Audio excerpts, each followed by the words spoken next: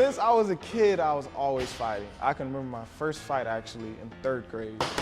Everybody knew me as the kid that always fought. 21-year-old Malik Brooks has been fighting his entire life, but his first big fight wasn't inside a ring. I had like a pretty abusive family, not having anything to eat at the same time. Like, I know how it felt to not have lights on. All types of different scenarios which built me. We went 8 months without electricity. So that means no bath, no water, nothing. Just living in it, surviving, eating off canned foods. And imagine me, 13 years old, 12 years old, and I gotta survive. I gotta go do things that I don't wanna do in order to survive. At 13 years old, Malik's mother threw him out of the house and he would never return. At 14, he was adopted and raised by a member of his church. And then he found boxing. I learned discipline. I learned hard work, how to, stay focused regardless of boxing, like inside of the ring, just outside of the ring, attacking all those different problems of my life. 2 years later, Malik met Corey Felton, a former boxer himself who was injured in a car accident and could no longer fight. They were working out side by side in the gym, and Felton remembers his first impression. There's something special about this kid. Felton, who owns his own boxing company, King Cobra Enterprises, began training and managing Malik. 6 years later, he's seen a big change. Sit here and see where Malik is now and to know where he came from.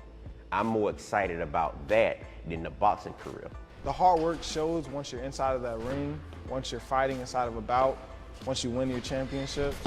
And I mean, it teaches you a lot of necessities that you really need in life. From that point on, we became more than boxing. Like I told him, it's more than boxing. You have to become a better person, because if you're not a better individual, what good is the championship if you end up in jail? Without those trials and errors and all those tribulations that I went through, it wouldn't make me the person I am today. But I just use it as, okay, I was here once in my life, never gonna go back there again. The hard work the two sides put in began to pay off. In 2017, Malik won a Junior Olympics title in Plant City at 152 pounds. It was then he realized a once impossible dream now seemed possible. I've always wanted to be in the Olympics. I've always watched the Olympics growing up.